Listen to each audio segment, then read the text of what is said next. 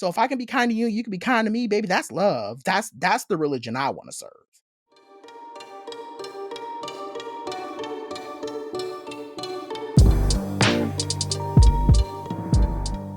Hi, welcome to Town Hall, a Black queer podcast. The podcast where we journey through a theme by sharing stories, music, poetry, and art of varying depth and hilarity.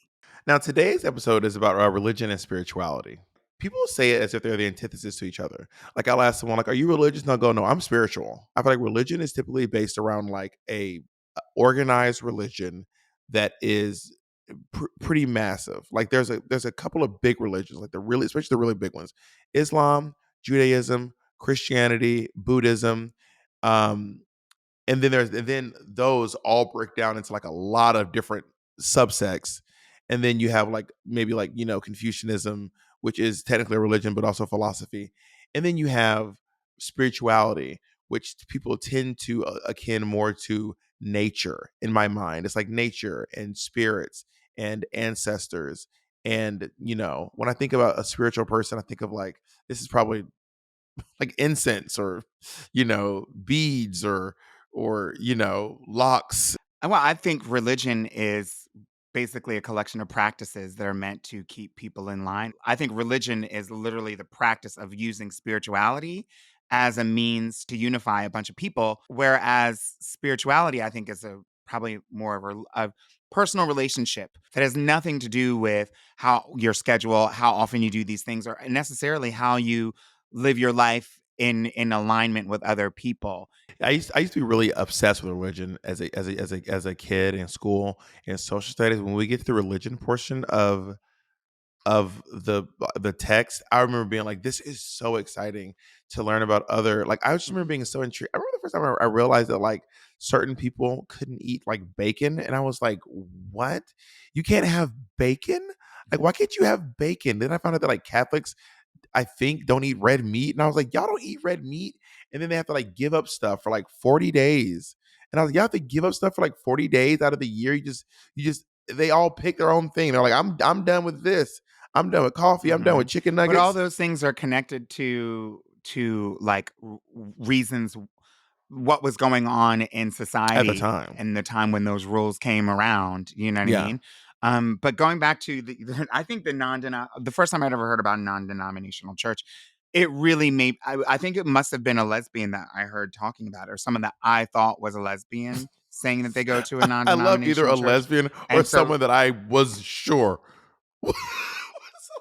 well, I mean, I was a kid, and so like they didn't. I don't think they came up to me and were like, "I'm gay," but like someone who clearly was like operating outside of the traditional Yeah. gender norms that I had been taught.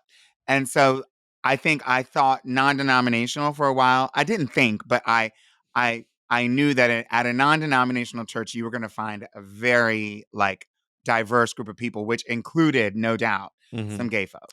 This sounds like the story of how you met And Wanda that was Sykes. that was always exciting to me. This sounds It like sounds like that I what? said this sounds like the story of how It you. sounds like I met Wanda. I said That was Wanda I said this Sykes. is the story of how you met Wanda Yeah. Sykes. You're like, it was some lesbian came up to me and told me about nothing. Some lesbian came up and told me about a non-denominational church. And that is how I became friends with Wanda Sykes.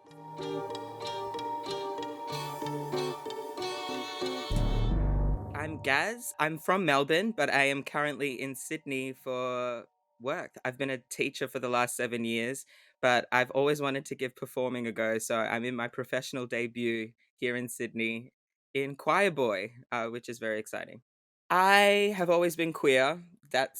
Uh, that has always been true, but as it's true for a lot of us, I felt the need to hide who I was in order to feel belonging, in order to hold on to opportunity to use my gifts, like singing, like performing. And that was particularly in the church environment. When I decided, hold on a minute, I think it's okay to be exactly who I am.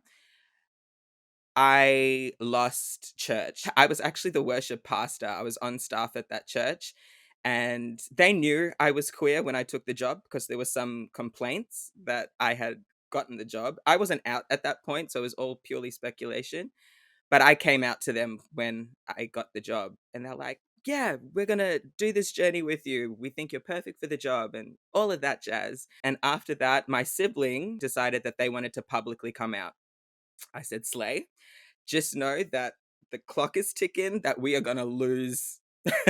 We're going to lose community. We're going to lose church. We're going to lose this foundation, this rock that we had built our lives on. When Jesse, my sibling, came out, the church stood them down as a volunteer singer. So Jesse was no longer able to sing.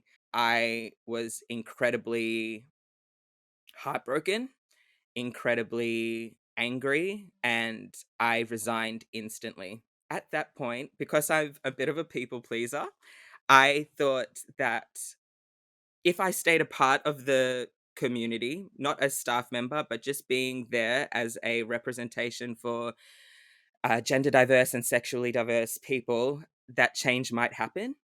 So I said to the leadership of the church, hey, I'm resigning, but I still want to be a part of this community.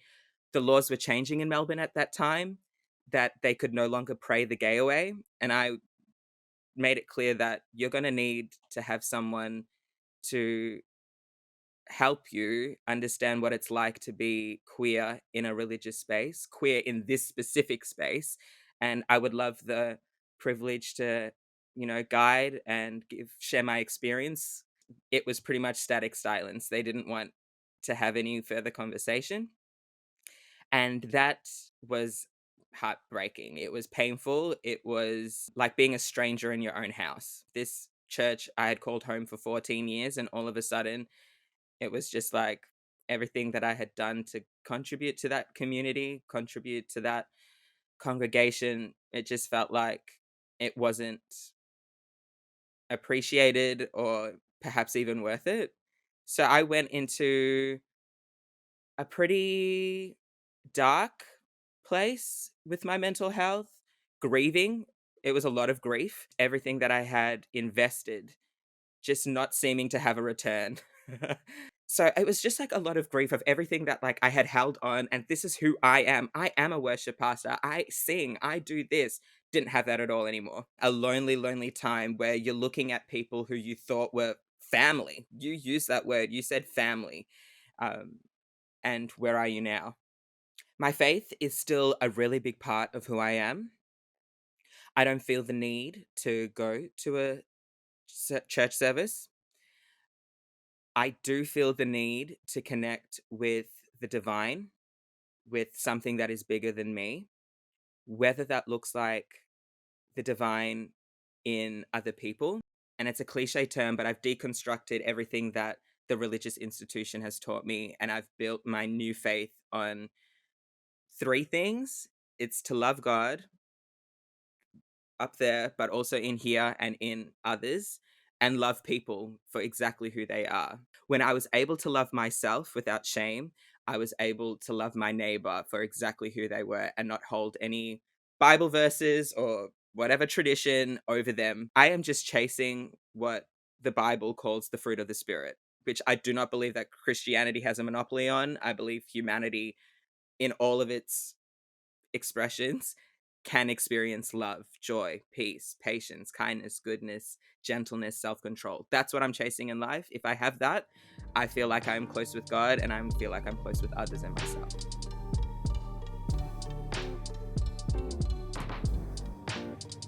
Today we're going to talk about a lot of different things based on religion. I met Sage a while back. Sage lives in Florida. Sage is non-binary, uses they and he pronouns. Sage is Black and trans non-binary and grew up Orthodox, Jewish Orthodox, which is really seems rare to me. I'm sure Sage probably knows more people in those scenarios than I do.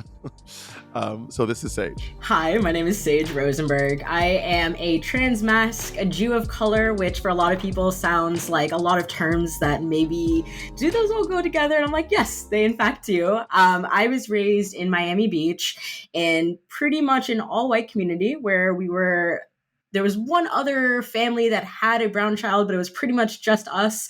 And that's something where I faced a lot of otherness, but it kind of got channeled into what I do now, which is I educate people on best practices for diversity and inclusion and equity and creating a culture of belonging. So maybe a tougher journey to start, but it's gotten me to somewhere kind of like, I don't know, I found my passion, which is lit. I always kind of carried with me this feeling of otherness. You know, I mean, I went into a room and most people didn't look the way I did. You know, I was raised in a very Orthodox, modern Orthodox like community. Just for context, I didn't try McDonald's till like the age of 18. And I was I don't know, literally, people are always so gagged by that, but it's something where like my life experiences was so much like the community I was a part of and nothing outside of that. And then within that community, there wasn't really anyone besides my siblings that looked like me. And I just felt so like, I don't fit in here. And I tried so many ways. And like, then there's also that trans aspect where, you know, I'm looking around, and especially in a religious community, there's this huge, specifically Jewish community, there's this huge division for what is expected of AFAB people versus assigned female at birth people versus what is expected of people who are assigned male at birth. And I mean, it's one of those things where it made it very clear to me that I was indeed a trans person, because especially a non-binary person, because there was these very strict gender roles that were assigned to my community. But in terms of like me kind of finding the community that I have now, it's something where I kind of just assumed that I was too different to be a part of a larger community, especially since I didn't really have a great understanding of the outside world outside of my own. And I know it's, you know, I say it and I come to this conclusion. And when you first come to this conclusion, you feel like it's this revelation that no one's ever had. Oh, I'm a little different, you know, when all of a sudden, you know, we as queer people, we as people of colors, when we're all together, we're just talking about the fact that like this otherness that we all felt, this all feeling of I don't deserve to be loved. I will have to work harder in order to be loved. There's something about me that is inherently unlovable. Ends up creating these spaces where we're just it's so beautiful. Like stepping into a room that is created by queer people of color, there's an electricity in the air that I don't know where else I would find that. There is a sense of self. There's a sense of belonging. There's a sense of traditions, heritage, just this mixture of all that we are and then all that we are going to be all in one space. And I think so much of the pain that I went through of childhood where I felt othered ended up creating this really kind of you know, I'll compliment myself for a little. It's this beautiful light that I have to create my own community where people can thrive just authentically as the people that they are. In my household, I have my wonderful, loving parents, and then I have my two older brothers, and I feel so blessed that I get to describe my parents, who are very religious in that lens. That's definitely a huge privilege that I hold. So my mom is someone who, she is a wonderful, wonderful beam of light Black woman, superpower, superhero, and she was someone who, you know, she was raised in New Jersey, and it was something where during the 50s, you know, the Black and Jewish community were very commonly in the same community. You know what I mean? We were just kind of ostracized from the world. We found our own places and we ended up being in a lot of the same communities together. So growing up, my mom was very much exposed to Judaism and Shabbat, which is something that Jews do every single weekend where, you know, we just celebrate the day of rest. And it's something where she, again, to talk about that topic of belonging again, she felt this belonging for Judaism as a culture. So later in life, because whenever I say that, you know, oh, you know, my mom's Black, my dad's white, and my mom's a convert, my dad was born Jewish and was really, really religious, people always jump to the conclusion that my mom must have converted for my dad, that my dad somehow maybe not necessarily pressured. I mean, some people have jumped to that conclusion or somehow influenced her into converting. But it was something where she actually converted prior to meeting him, but then just met him and created a family together. I kind of have something where my parents did get divorced when I was around like 12, but they always said, and they continuously say that like they weren't meant to be together forever, but that's exactly who they wanted to raise their kids with. And it's something where I feel very lucky, where I don't count myself as being a deeply spiritual or religious person, but culturally, I am so Jewish. Like, I don't know if I introduced my last name with this, but my last name is Rosenberg. So so Sage Rosenberg. I am not the person people expect when I walk in. If I'm making a reservations, they were not expecting me. They're expecting a little 50-year-old white man. I was not exactly who they're profiling. But anyways, with that, it's something where I very strongly associate with my Jewish culture because of, still to this day, after leaving the little bubble that I was a part of, after leaving the very religious community that, or at least practicing it on a daily basis, it's something where the way that my parents framed Judaism wasn't ever, this is exactly who you are. It was always more like, this is something that we hope you incorporate in your life. I bring Judaism into my life in like multiple different ways that, again, aren't really based on me feeling this need to please a higher power. It's something where, again, I love being in community spaces. I love being around people who were, that was my entire life to the age of 18. Like, again, my entire worldview was Judaism. So yes, there was a part of me that was like, okay, this is not me as an adult in crafting my life. This is not exactly the environment that I want to be a part of, but it's something where, again, I still want aspects there. Like, I want during the holidays, when it's Yom Kippur or Rosh Hashanah, which is our big high holidays, it's not so much I'm going to services because I'm feeling the need to connect with God. It's more that I'm feeling the need to connect with my community. And that's where I leave it. And my partner, we got legally married. Next month will be 3 years.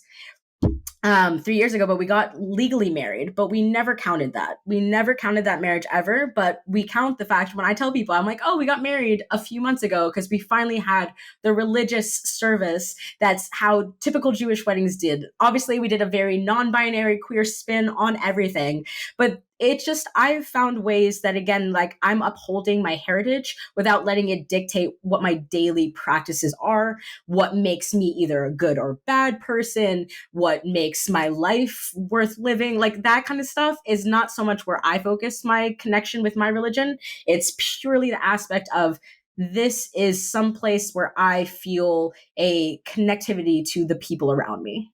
So my partner is someone who was not raised as religious as I was, or more not as Orthodox as I. We actually didn't know that we were both Jewish when we first started dating. It was something where, we met on Grindr, and it was something where, I reached out. He was very cute, whatever. We do the do. We go in for like a second date or whatever. And then after this date, I decide that, we're going to go to Denny's. The fact that we're going to Denny's after this date should tell you what kind of date it was. We were a little hungry. Anyways, so I'm eating a piece of bacon because I love bacon now. Bacon's amazing. Bacon's incredible. First time I tried it. Anyways, my love story to bacon. It's something, so I had a piece of bacon and I go ahead and I extend it to him and I'm like, hey, do you want a bite? And he's like, oh no, I'm okay. I actually don't eat pork. And all of a sudden I'm like, why? He's like, oh, fun fact, I'm actually Jewish. And I'm like, I'm Jewish. And all of a sudden I felt like the glow of like my forefathers and foremothers and Jewish grandmothers smiling ear to ear. And I'm like, oh my God. And he's like, wait, you're Jewish? And I'm like, yeah. And then this is the point where I pull out my ID and show him the Rosenberg. And I'm like, see, that's my last name. And then from there, I think the most beautiful part about our relationship, I think, is that like, that was something that I always wanted growing up. Like, I always wanted to build a Jewish family. Because again, there is such a beautiful quality of building like a family or a life with someone who shares culture with you, especially if it's not the culture of the mainstream or anything like that. And I kind of always pictured, I was like, oh, I'm going to have this like nice Jewish husband and this nice Jewish family. And then as I came into my queer identity, I'm like, okay, so that's probably not how this is going to go. And then just for him to end up coming into my life, and it was someone who I didn't pursue him because he was Jewish. I pursued him because I thought he was adorable and very cute. And then he just so happened to be Jewish. And it's just been so beautiful kind of just watching the ways that our relationship grows, the way that like his excitement for learning more about Judaism, because I have such a plethora of knowledge because of my upbringing, has brought me like almost an excitement over talking about stuff that I was like, oh, I'm probably never going to need this information in my life ever again. I think a lot of what I was taught about masculinity from Judaism, and I think just religion in general, is that there is a way to be a gender. Like there's one specific way, there's one specific mold, and it needs to fit this way, and you need to hit this box. Like you need to be the perfect provider, you need to be strong, you need to make sure you're influential, people need to be able to listen to you, the people in your family should listen to you, what you say goes, your needs are prioritized over other people because you're doing so much for the household. And then again, like as I'm growing up and as this, I almost describe when I turned 18 as like literally someone popped my bubble and all of a sudden I was seeing the world outside of this kind of realm that I had been living in. And I think social media for me personally was so influential for me being able to see other people. Because I remember when I first started like looking at trans people online, like I was in class, like I remember this so distinctively. I was in class and I found it and I just all of a sudden had this hyperfixation where I couldn't look away. And it literally was a religious class. We're like learning something from the Torah. And all of a sudden I'm just like looking at like top surgery results. And the first thing that popped into my brain was that like, oh, I must be attracted to these people. Like I must be attracted to trans people. That's why I'm so obsessed. And then obviously the pipeline of me end up being a trans person unfolds. But I think that's where I started realizing that there was so much ways that I could live life, that there wasn't a very strict way for me to be unless I wanted it to be that way. There wasn't anything that because I was born with one set of genitalia that I had to do because either a book told me or a person told me or a community told me or a higher power told me. That in fact, like the only real higher power is like my own personal navigation system for what it is that makes life worth living for me, what makes me feel like myself, what makes me wake up in the morning and say, wow, I really did create a life that is my own. There's so much pain and discomfort that a lot of people feel, especially queer people and especially people of color in their upbringings. And it reminds me of this like one short film that I saw once in high school where like I didn't actually like the film. I don't even remember if it was a short film. It might have been like a full length. Like I really cannot recollect anything from this movie. But what always stuck with me was the title. And it was just called One Day This Pain Will Be Useful for You. And that has stuck with me since because I feel like that's so much of like how I've been able to kind of cultivate the following that I have, or just like the experiences that I have, the person that I pride myself to be is all so much stem from the pain that I went through.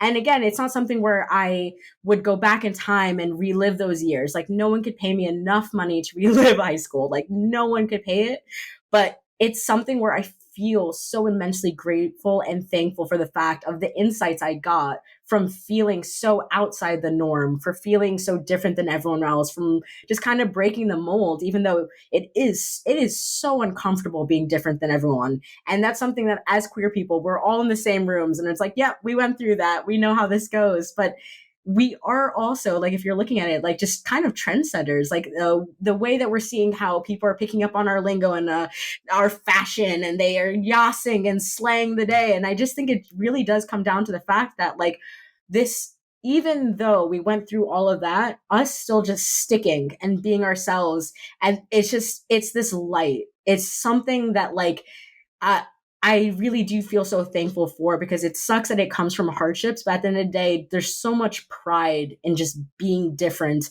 and having gone through anything difficult, but then having survived. I think that's like the biggest thing, just having survived within itself. It just like, there's no greater accomplishment. Like I'm untouchable. I don't remember one moment me being like, oh my God, there's not a God, or oh my God, I don't feel a connection to anything in particular having to do with religion or spirituality. It just felt like my personality kind of had maybe like a snowball effect of what it was that I believed.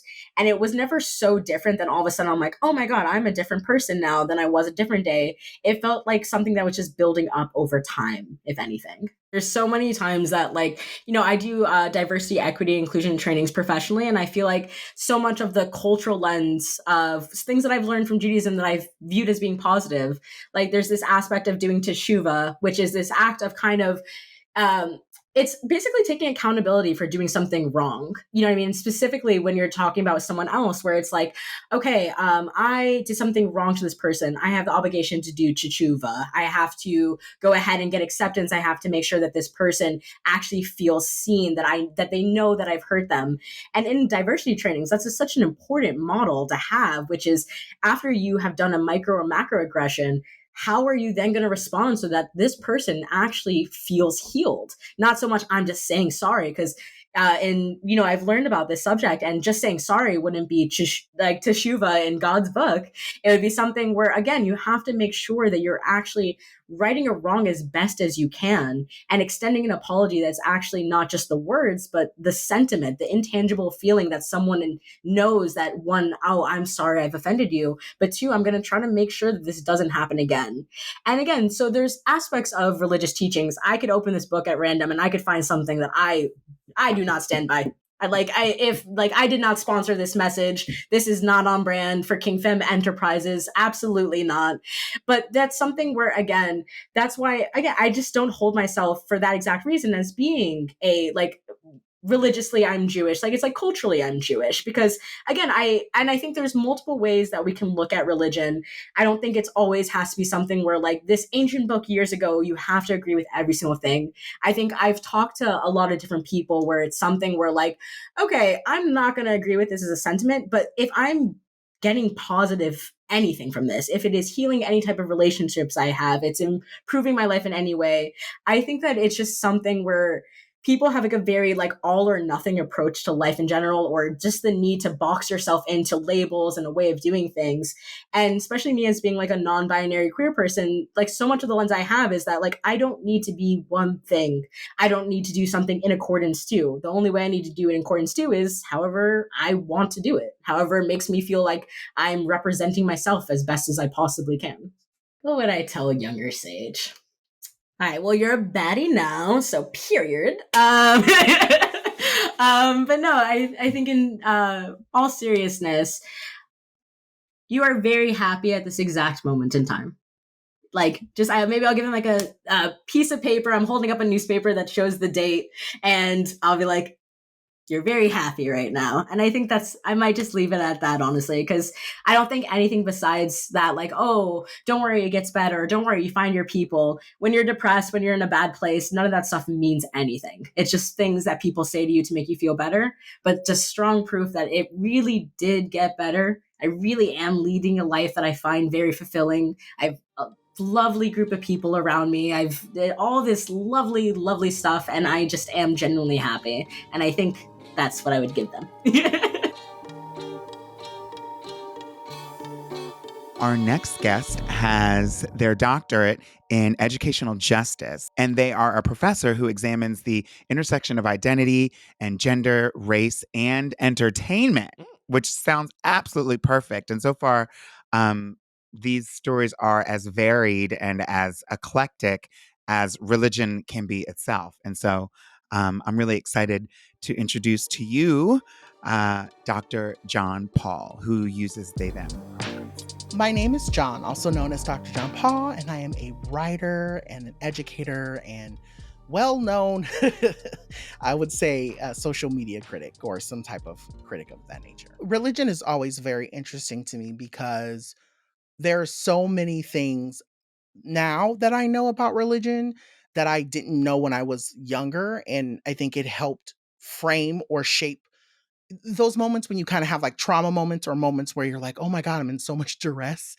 and you don't know why. It's like, oh, okay, that makes sense. And so, as I shared with you all kind of prior to this conversation, I grew up a Jehovah's Witness. Everyone on my mother's side were Jehovah Witnesses, and everyone on my father's side were Jehovah Witnesses. So it was like I never really got a relief from the notion of religion. Religion always found its way into any of our conversations.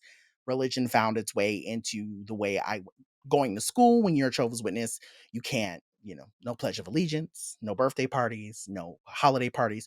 So everything that I did was influenced by religion. And so when you start talking about your formative years, right and wrong, guilt, and this is something that I've processed even too with my therapist, this notion of perfection, like growing up as a Jehovah's Witness, they push you to be as perfect can be. And you're kind of going, well, I'm human and I'm going to make mistakes, but it's like that's not acceptable when you're a JW. Like you have to show up the way everyone wants you to show up. So there's basically growing up when you talk about formative years and you talk about my youth, there was a lot of pressure. I had some things kind of happen when I was about 14-ish. And there was this pressure of like I started to notice and started to understand that I was in fact queer very young. Like I knew I was different maybe like from the time I was 5. However, you never really talk about it. And so when I got to be about 12, 13, I can always remember, and it's funny because I actually got to share this with, and I hope I can say this here, but Danny from the real world. So I had a moment this past year in 2022 where we were in the same room and I shared that Danny from the real world was the first like queer person that I had, queer storylines, queer person. I don't know if you all watched, but he was on the New Orleans. It was like 2000-ish, and I was about 14 or 15. And so seeing Danny's storyline on that show and my own storyline, right, of like trying to understand why I was attracted to this person that I didn't even know and like not comprehending what that attraction was. I told one of the brothers in my hall because they said, well, you're not showing up. And it's like, it's so interesting because I have to break this down because some people might be reading or listening to this and they may go, what is a brother? So there's brothers and then there's elders. And you basically go to these elders who, quote unquote, they're like, they see everyone in the kingdom hall as the flock, right? And so when you do something wrong or when you're dealing with something that you maybe feel guilt for, you're supposed to go to one of these elders. And so it just so happened that one of these elders was the person that was studying with me because the goal was we want to get you baptized so we can send you to Bethel. Many of you may not know what Bethel is, but Bethel is this large organization that operates out of New York and basically only quote unquote straight cis men are supposed to go there. But the word is that they send off a lot of men to Bethel in Jehovah Witnesses organizations because they were it's a way for them to basically suppress their homosexuality. I was basically being shaped and given responsibilities in my kingdom hall so they could send me off to Bethel so no one would have to worry about me being queer or me making people look bad in the kingdom hall. Now the way that I understand it at the age of what I am now, at 17 I didn't comprehend it, but now at 37 I'm like, oh, they basically want to keep me, they're sending me here so that they can keep me so busy that I don't have time to meet other queer people, that I don't have time to meet another queer person, that I don't have time to fall in love with someone of the same sex. Got it, right? So that's basically what it is that they want to keep you so busy with biblical stuff, religious stuff, that you don't have time to actually have a social life, if that makes sense. Another thing about this religion, they do not want you to go to college. College is a big no-no. Trade schools are okay, training programs are good, but college, not so much. I had my heart set on going to college since I was like maybe 13. I knew what college I wanted to go to. I knew who I wanted to go to college with. It was me and my best friend. We were going to go to Hawaii. We were going to do all of these things. And I told the brothers that, and they were like, not so much. We don't think that's a good idea. Well, I did it anyway. I applied. I got accepted to all 5 of the schools that I wanted to go to. I went and told one of my peers in in the church that I got in because we were kind of going through this thing of like, we're going to apply together and we're not going to tell anybody. We're just going to go off into the sunset to get away from these people. And that's exactly what happened. We both went to Cal State San Bernardino together. And their parents found out that they had applied because they were actually 18 and I was 17. So their parents found out that they applied and called my parents and said, do you know that, Jonathan is thinking about going to college? And my mom was like, I don't really care. She was like, my mom was one of those parents, and my mom kind of still is. She's very much kind of like, she's in the religion, but she kind of does whatever she wants to do. And I love that about my mom. But all that to be said, and I'm sorry I'm giving you all of this background, but it just, okay. I'm hoping it helps frame folks understanding why I think the way I think. So all that to be said, my friend's family contacted my mom. My mom basically said that they didn't care.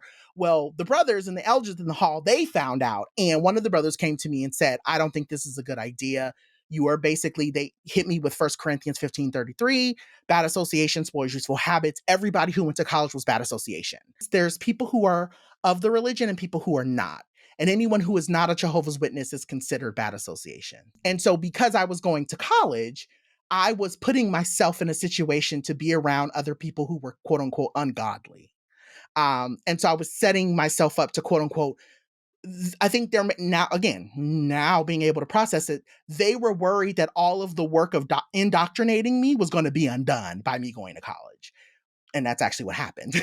So I get into a critical thinking course in the class. I remember him saying, my job is not to teach you what to think, it's to teach you how to think. And I was like, okay, bet.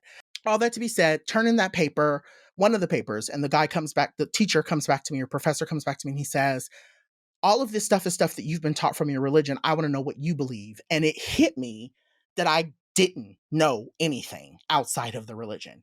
And it was like a really scary, it was almost like if someone would have picked you up and just dropped you off in like the UK. It's like, I ain't never grown up here.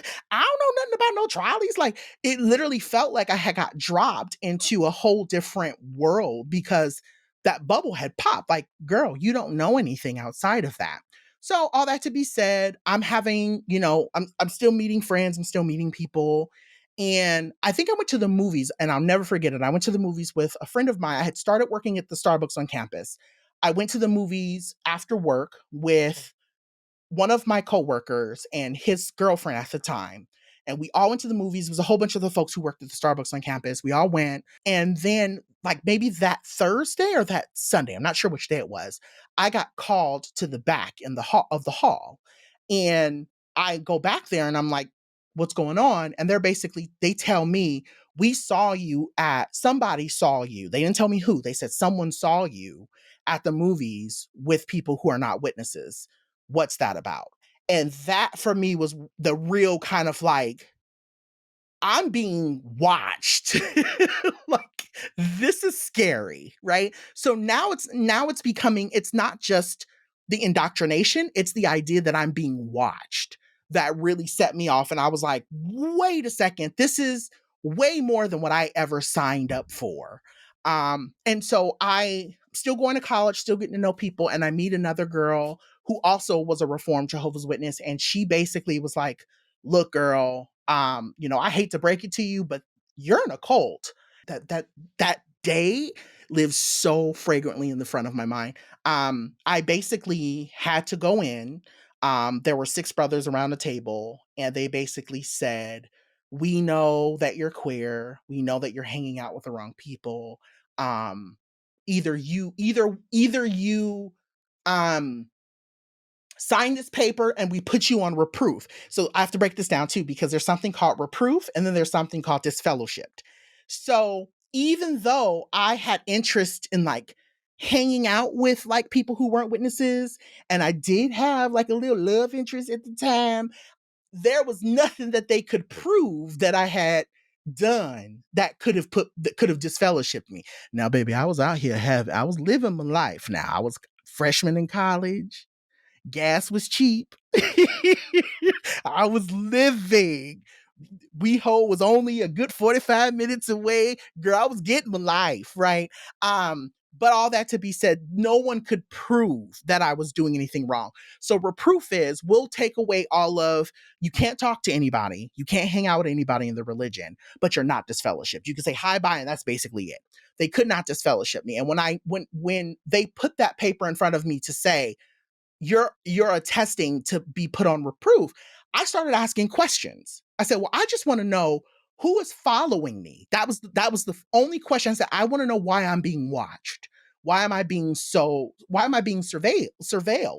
And they couldn't really give me an answer. And they basically were saying, we're concerned, that you're a part of, you're basically in the wrong crowd. And I said, well, what's the wrong crowd? Like, what are you trying to insinuate? I've not done anything wrong. Meanwhile, I was out there living my best life.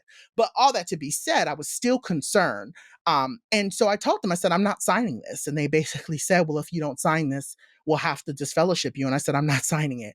And it was kind of in that moment that it hit me. It was like, girl, you are 18, you got you a car, you got financial aid, you have a whole full-time job. You don't need these people.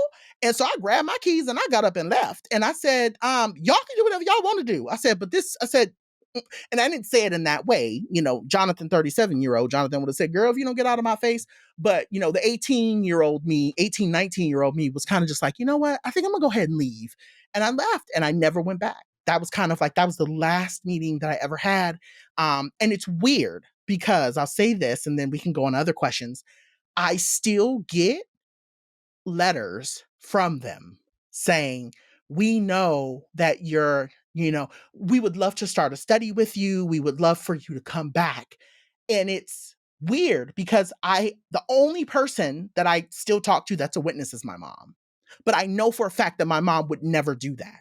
So that also is what spooks me because it's like, how the hell do y'all know where I live? My mom and my aunt were probably the two that were like, girl, y'all do whatever you want to do. That's your life. Like, that's how my mom and my aunt move. But the rest of my family, they don't move that way. And so it was very hard, especially around the holidays too, because again, my family doesn't celebrate holidays when you're in college and you have friends being like, oh, I'm not staying on campus because I'm going home to visit my family for Christmas.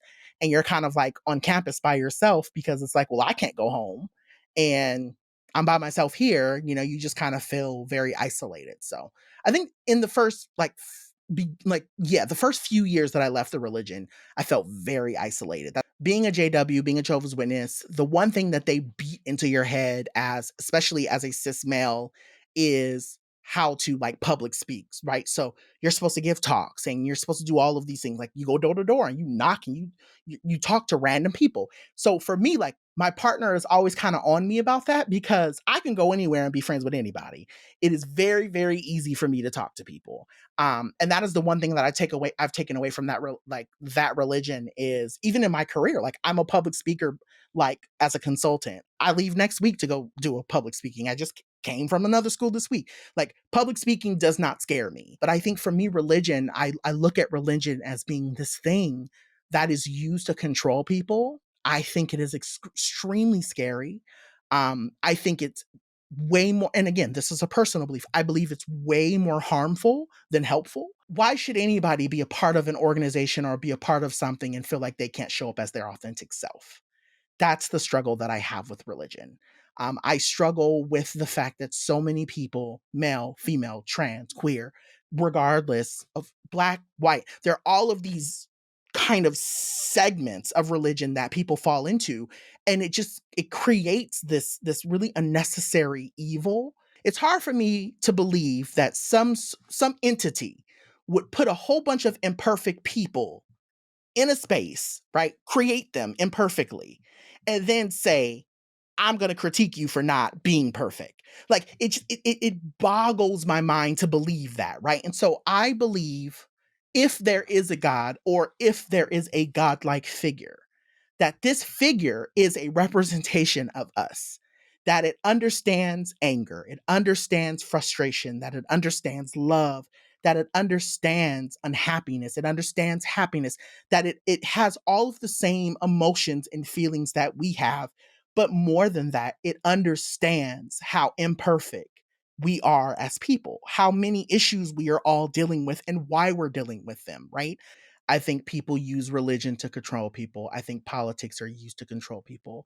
It is not an accident that all of these laws and things are popping up around what we learn about Black history, what we learn about trans people, what trans people can and can't do, what cis women can and can't do with their bodies, what trans people can and can't do with their bodies.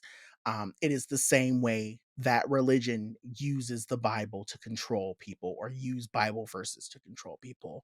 I always tell people white supremacy is invisible on purpose.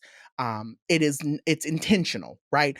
And so, I see all these conversations about forefathers and I see all these conversations about the people who've created this country and the founding fathers and all of these different things. And I'm going, they were utilizing all of the same concepts, both politically and religiously, to garner power and to garner control. That's really what it came down to, right?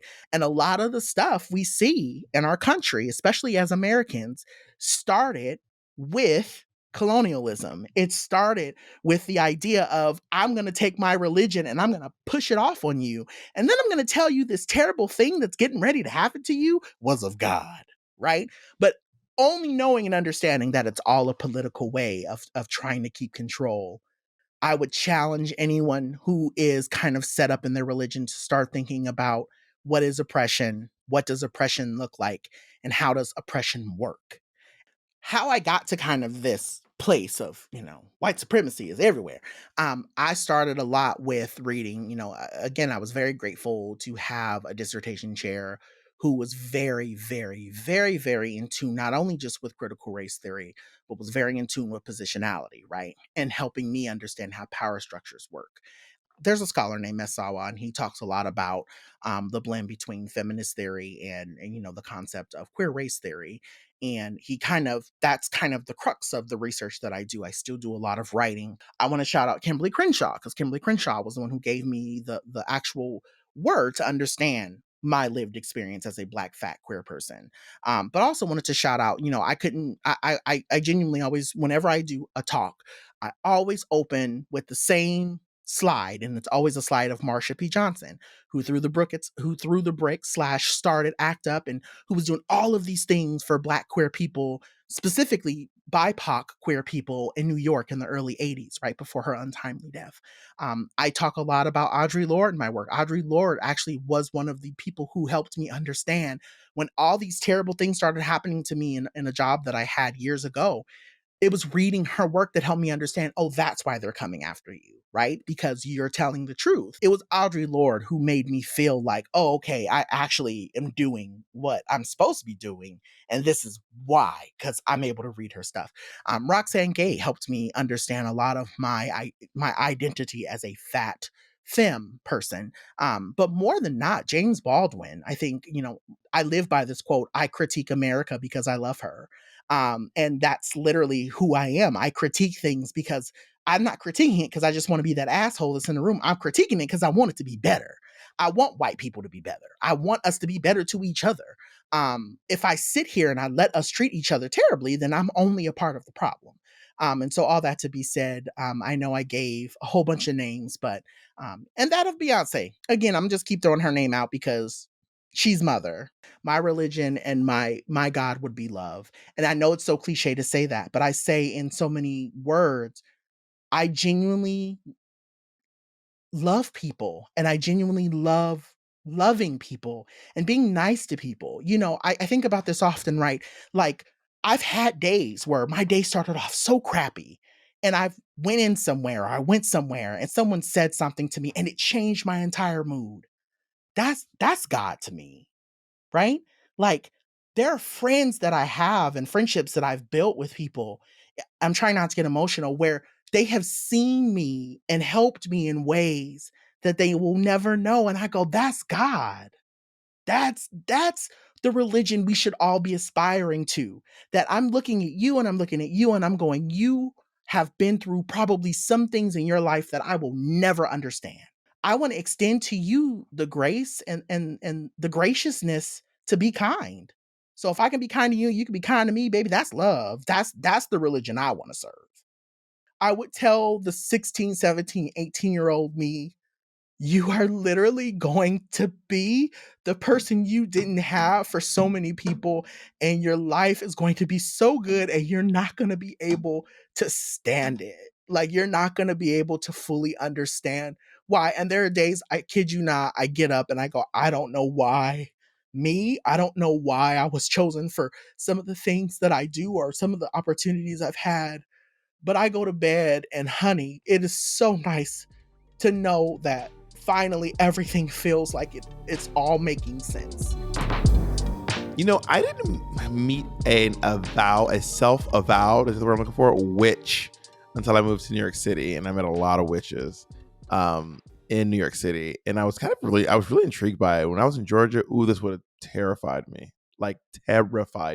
So I'm really excited for our next guest. She is a psychic. She is a medium. She speaks to the dead. She says that she's very spiritual, but she is a self-professed skeptic, which it's interesting to me because, like, I'm sure people are very skeptical about what she's got going on. We're going to listen to her today, and she runs a community called the Spirit House Collective, and believes that all Black queer people are inherently people of magic. So let's listen to Asia. My name is Asia Daashuur. I'm a medium and a life guide, and basically I spend my days talking to the dead. My dad is a Unitarian, my mother is Buddhist, and I was brought up to basically just kind of explore whatever it is I felt called to step into, which for most of my life was agnostic, being an agnostic, believing in something greater, but not really sure what that was. I would see my mother, doing a lot of meditations and sitting by her altar a lot. But other than that, my dad's side of the family definitely were brought up, Baptist, very, very religious. The fact that he wasn't Baptist anymore, definitely, I'm sure, created some waves. But when we're thinking about, my dad's Black, and we're thinking about the South, and there was a lot of fear connected to some of the connections that our ancestry had in terms of uh, hoodoo, voodoo, Santeria. I definitely remember my dad, when I started doing the work I do, telling me that, people would throw things at the house because they thought my grandmother was a hoodoo priestess. So just a lot of like confusion around what it's okay to believe in. And I think that's why my parents, when I was growing up, were like, whatever you feel connected to. When I was about 4 years old, I started waking up in the middle of the night and seeing people around me and running to my parents' room. And that went on until I was about 11 or 12. And I just assumed that everyone kind of had the same experiences. And when I realized that they didn't, I was like, oh, I don't want to be different like this. And I just kind of shut it down. I just was like, why are these people talking to me? They're adults. Like, I can't relate. I just want to go to sleep. I just want to be able to sleep through the night. Honestly, a lot of the memories from my childhood, I really repressed until I was in my early 30s. And when I was kind of, many people would call it an awakening. When I had my awakening, that's when a lot of those memories came back, and I was able to then go back and talk to my parents and ask questions about what was going on.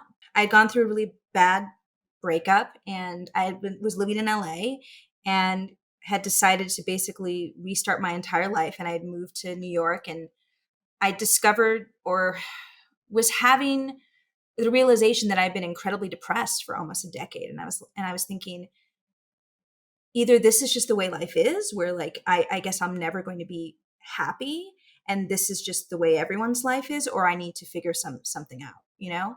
And I started by meditating. Everyone had been telling me to meditate, and I was like, if one more fucking person tells me to meditate, I'm just gonna like scream.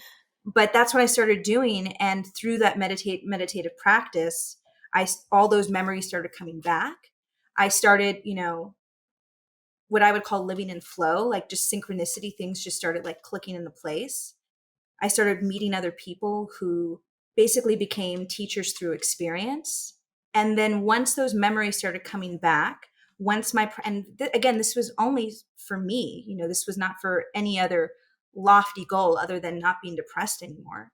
But once I started remembering and committing to my meditation practice, that's also when I started to be aware again of the spirits around me. And then I became obsessed with, how can I communicate? How can I get back to that place that I was at when I was little, when I could actually see them? I feel like my depression was connected to the fact that I was living a life in a way that was, will this make my dad proud? Will this make my parents proud? Is this acceptable, through society? Is this something that others feel is worthy of attention or accolades or, respect? I was living my life based on that. Once I stopped doing that, and once I decided to like make decisions based on what felt right, what felt true, that's when everything changed. And that's when, I was able to accept my gift, because I wasn't even able to see it as a gift. I was very, very, very dedicated to my daily practice, my meditations, my connecting with my spirit guides, basically.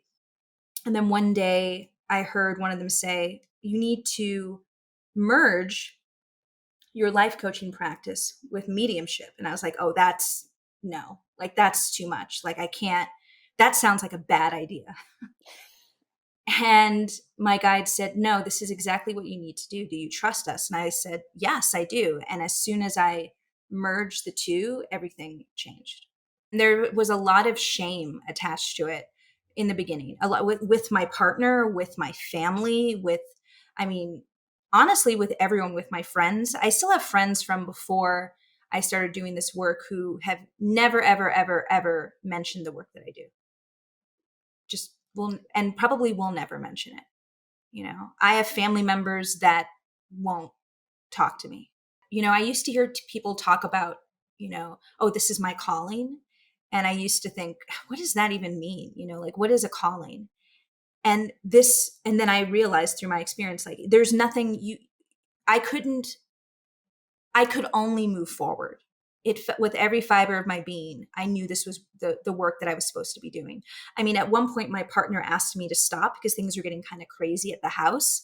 He used to be an atheist, and then kind of some wild stuff started happening at night and when we were sleeping. I mean, he was seeing some really crazy things, and he at one point said, "Please, can you please stop?" Because I also didn't know what I was doing.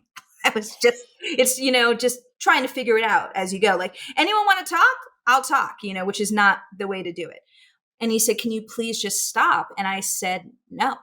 I was like, I can't stop. And I'm really sorry. And I don't want you to be uncomfortable, but this is what I am meant to do. And this is more important than anything else.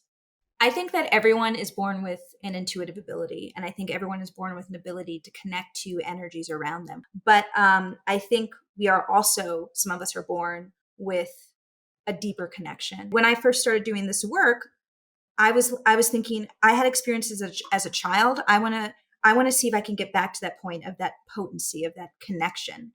And that required a lot of commitment. That required me every day trying to connect to the dead, trying to see how they wanted to connect with me. And it didn't happen overnight, right? And when it did, when my clairaudience started to kick in, which is clear hearing, which is basically being able to hear spirits, that was the first sign that I had that I could get back to that place, or I could move into a new area of connecting. I actually, at one point, I almost asked my partner to take me to the hospital because I was doing so much mediumship work that I didn't even feel that I was on this plane. I would get up in the morning, I'd feel like I was floating above. And at that point, I had a regular job, so that I'm talking to people about, I don't know, like their matcha latte, and then I'm hearing voices around me, and I'm like, this isn't real. None of this is real, right? So I had to learn as I went, you know, how to protect myself, how to ground my energy, how to be specific about the spirits I wanted to talk to, how to create boundaries with spirits, you know. And then when my clairaudience really started to kick in, other clairs kick in. So then I started my clairvoyance, clear seeing. So I started to see things when I was talking to people. I didn't want to see the visual representation. I didn't want to see the actual, you know, spirit in front of me, because that would be too distracting. But I told my guides that they could send me images. So I'd be talking to someone, and all of a sudden I would see like a beautiful atrium, and I'd say something like, oh, are you going to a greenhouse? They're like, oh, that's so funny. I'm actually getting married in a greenhouse next week. And I just would, you know, mentally in my head, I'm like, okay, check. Because you're then also constantly trying to prove to yourself that you're not crazy. And since what you're dealing with is really, in essence, smoke and mirrors, how can I prove to myself that what I'm experiencing is actually happening to me, right? How can I learn how to turn the volume up and down on what I'm hearing and seeing? Because you don't want to be inundated all the time, you know. You also don't want to hear horrible things about people all the time. I would, you know, be talking to someone, and one of my guides would say, oh, she's going to die. And I'd say, okay, so here's a new rule. I don't want to know that type of stuff, right? I don't want to know anything about my family. You know, you're creating a relationship with spirits that is mutually respectful, because the spirits are just going to say whatever is going on, whatever they feel they need to collectively tell you. Me as a human being, I need to tell them what I feel comfortable being able to receive, and what I don't want to be inundated with for my own mental health. Regardless of whether you believe in what I do or not, what we're really talking about is building a stronger connection with yourself. What is it that you're going throughout the day? What is it that you're hoping the day is going to bring? What issues are you having? And how are you unlocking it from in here and actually speaking it out loud? Saying, I don't like myself today. I'm having some issues with confidence. As soon as you speak it, you can begin to almost like be your own therapist. Well, come on. You don't like yourself? What are you talking about? You're amazing. You're fantastic. Like, let's name one thing that you're incredible at, right? And again, that is activating your subconscious, that's activating your conscious mind, that's activating your own belief in self. And then we add the spirit connection. You're just strengthening that core between yourself here and the energies on the other side through the veil. And eventually, the more that you do that, you'll begin to see signs, right? Now, like for me, it's, you'll hear a voice. You're like, oh, what was that? For some of us, it's like I wanted to feel as though abundance was possible. And I've been talking to my guides and myself for a month, and I walked out the door and I just saw, a cluster of bumblebees, right? Which symbolize fertility. You begin to allow yourself to receive symbols that are always around you that we've been kind of programmed and taught to ignore. But as kids, like, we're very aware of these signs of the beauty and majesty of the universe, right? And then slowly over time it's eroded. So we're basically at this point where we're reparenting ourselves and giving ourselves permission to be honest and open with how we're feeling, and honest and open about the fact that the world is a magical place and there's signs and symbols everywhere if we're just open to receiving them. If we talk about slavery, if we talk about, our ancestors being brought here from Africa and being taught that their beliefs were not only taboo, but evil. The idea of having to hide who they were and who they believed in Catholicism, in Christianity, the slow erosion of faith due to assimilation. I mean, it's tragic. It's a travesty. And we still have so much of that. I mean, if, like, my family in the South, will not speak on this work. They will not, right? I think there is a deep correlation between being Black and being a person of magic. And I am so grateful that now we have more latitude to not only speak on it, but claim it as our own. When spirituality and wellness is now a multi-billion-dollar industry run mostly by white men and white women who have stolen, yet again, our magic. Yeah, when I started doing this work, there was a lot of anger around it, but I utilized that anger and turned it into momentum for myself. I'm incredibly proud of the work that I do. And look, like mediumship, talking to the dead, that's not just for Black people. That's everybody. But the ways in which that we can go deeper into it, the way that it's connected to certain religions, to certain spiritual practices, when I feel like it's being hijacked without any respect to its origins, I just see red. And I am not someone that believes that, like, you have to be Black to practice voodoo or hoodoo or Santeria. I don't. I believe that, like, any of us can, if we feel called, we can. But the level of respect and acknowledgement and connection, and how long are you committing to this work? I know so many, women who are like, oh, I took this, 48-hour, certification, and I'm just like, stop, just shh, no, you cannot, please stop talking. Or, oh my gosh, I've got this like floppy hat, and all of a sudden I'm just, shh, just stop. Whenever I talk to a client, they always show me a road. Now, sometimes they'll show me the client on the road. Sometimes I'll see the road, but the client will be like in a field to the right. Sometimes the client will be, walking in circles, and the road represents that person's life path. So sometimes the road is clear, and I'm like, oh, wow. Like, so everything is kind of clear right now. You can just move right on ahead. Or it seems like you're walking in circles, or it seems like you're lost. And then I use these cues to say certain things to the client. And then the client will then tell me if it's true or not, right? Yes, absolutely. I've been feeling lost for years, and I have to be unattached to whatever it is they say. I'm not there to prove to them that I'm hearing certain things, because sometimes they might not even connect the dots of what I'm being told until weeks later. And then they'll come back and say, oh my gosh, I know I said no to everything that you said, but it all makes sense now. I just wasn't ready to be open and honest about it. But that's one thing. So there's the road, or they'll show me, a body of water, which represents like the river of source itself.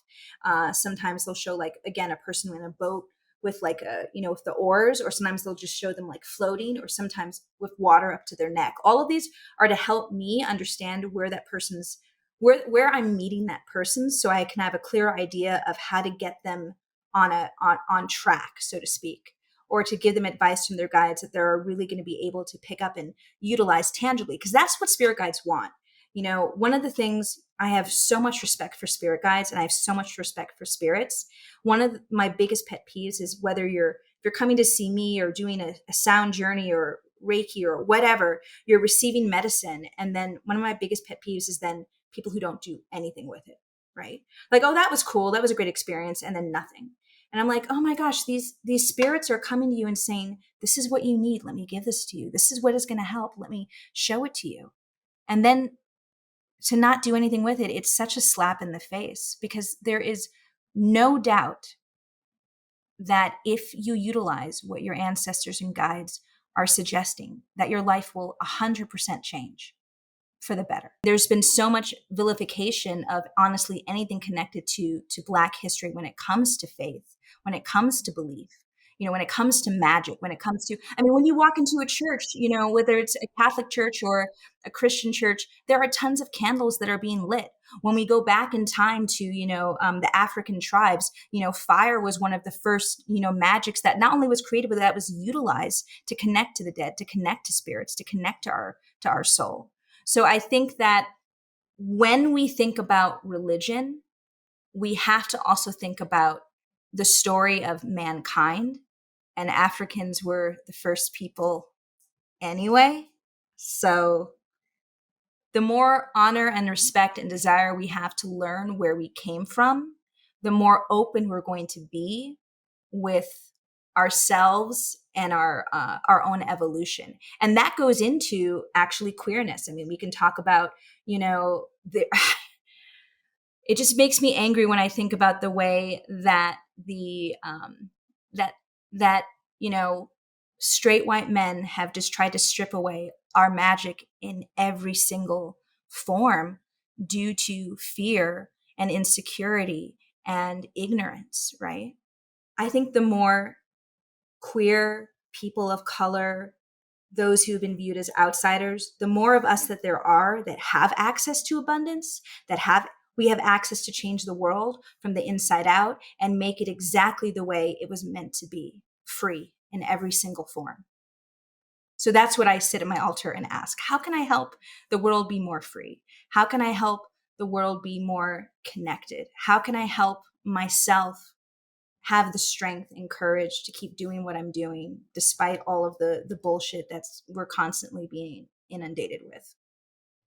We have struggled, but our struggle is our gift. The struggles we've gone throughout the generations have hardened us, have made us who we are, have decided in the stars that we are not only warriors, we are pioneers. We are made of the stuff of legend. We are here to move mountains. We are here to remove obstacles. We are here to show the world in general what is not only possible, what is attainable, what it is that drives the human spirit. We are the ultimate in so many ways. Therefore, when there's fear, when there's doubt, when there are those who wish to crush us under their feet, under their heels with their words, we must understand. We must understand that we are not to be conquered. We are not to be met with anything other than respect, with veneration. We are the chosen ones in many ways now. Now, that is not to say that there are not others who are not chosen, but we are the ones that have decided that we can not only sacrifice who we are for the sake of the collective, but we will change the world in many ways over and over and over and over and over and over again. We are fire, we are ice, we are ice, we are steel, we are steel. Oh, wow. Religion as an issue and a subject is very old, and many of the religions are hundreds, if not thousands of years old.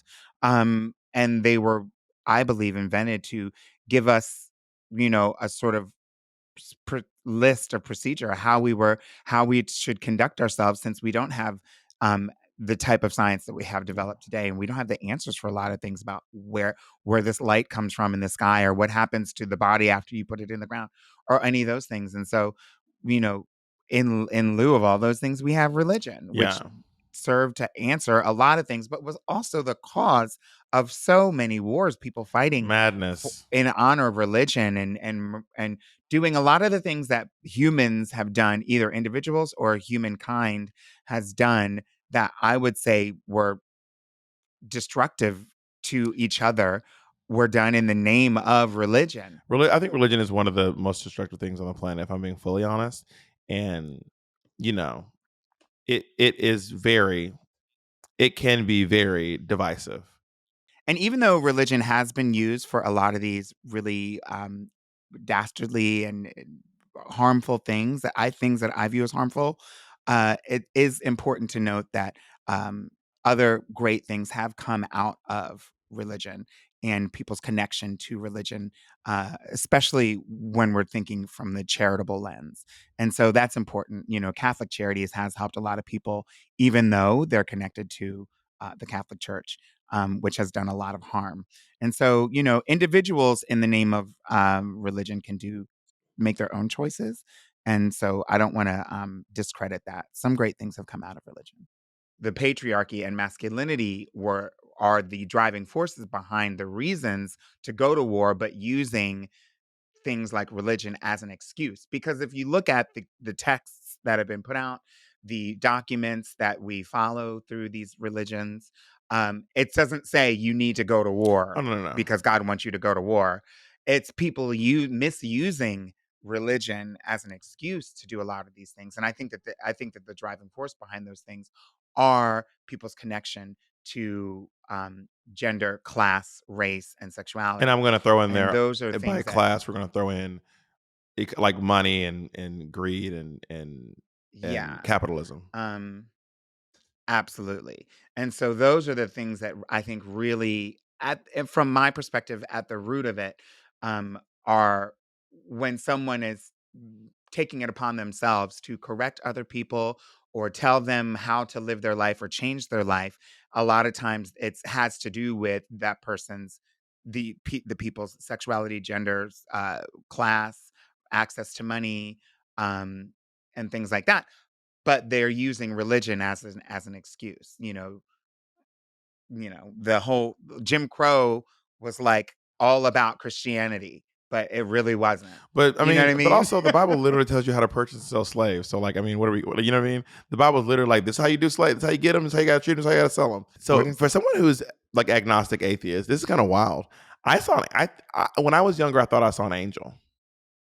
I had an experience Okay. where I was like, it was 1994, and I was laying in bed in my room. You ever had sleep paralysis before? Mm-hmm. Yes. Yeah, I still get sleep paralysis to this day.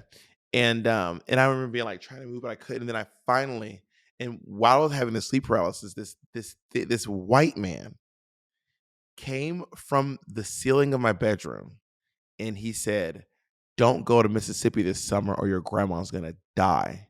He was a blonde white man, and then he went back into the ceiling. He looked like the white man who was an angel in my biblical DVDs, which makes me believe I created him on my own. But then when I went to Mississippi that summer, my grandma died. And I remember screaming, and I begged my mom. I said, "Mom, please, please, please, please, please, can we please not go to Mississippi? We can't go. Grandma's gonna die." And my mom was like, "Boy, you didn't see no, you didn't see no." I said, "No, Mom, the angel came down and it told me that grandma's gonna die if we go to Mississippi." Now, my grandma was 54 years old. She was not old. She was young. She had a heart attack. Mm. So it was very odd. And I was one of those kids who used to guess lottery numbers. I guessed the lottery numbers 3 times on 3 different occasions. I guessed the lottery numbers. And then when my mom started trying to play them, I lost the skill. Now, I think it was more than likely all just coincidence and just chance. But it is weird that happened to me, and I'm still like, nah, probably not. Well, I mean, I do think that there are things like premonitions, and those things can happen separate from actual religion or spirituality. Maybe they're connected to those things, and it. um, I've also had similar experiences. I was walking down the street one day and I had no money, and this Like, how new old were you? Star Trek toy had come out. I was probably 10, 12, Mhm. 10 or 11, and my favorite Star Trek character had just come out in a toy version, like a Who was it? figurine, and Tasha Yar from The Next Mhm. Generation. And she was a little figurine, and I went to the um, comic book store that sold the toy, and I saw it there, but it was like $7, and I had like $3 in my pocket. So I stole it. No, just kidding. So an angel came down So and said, "Steal that toy, girl. Steal steal it." that thing and run, bitch. No, so I left all sort of dejected, and I just didn't have the money for it, and we were poor. And then I saw this old lady um, walking across the street, and she needed help. First and last time I ever helped an old lady cross the street. And so I helped her across the street. It was a very like Church of Latter-day Saints commercial. And I helped her across the street, and she was like, "Oh, you're such a nice child." And she gave me $5, which gave me exactly enough with tax to get the doll. And so I couldn't believe it. And I ran back and of course bought the doll. And was so like super, super, super excited. I have it right over there. Really? In a universe of infinite possibilities, there's going to be some anomalies. There's going to be Mhm. some unexplainable things. There's going to be some things that you think to yourself that can't possibly be real because we are in a universe of infinite possibilities. So every once in a while, you're gonna like, you know, reach up and grab something at the exact same time, perfect time. You're gonna hold your hand up, and you're gonna bump into the person who ends up being the love of your life. You're going to end up saying the same word at the same time as someone else on the other side of the planet. It doesn't mean there's divine intervention involved in it. It's a world of infinite possibilities. Special thanks to our production team, Charlene Westbrook, Tracy Marquez, Amelia Rittaler, and Corey Nixon. Now, listen, every episode of Town Hall, a Black Queer podcast, will have contributions from our listeners and our viewers. And if you keep an eye out on me and Peppermint's social media, maybe we'll hear from you very soon.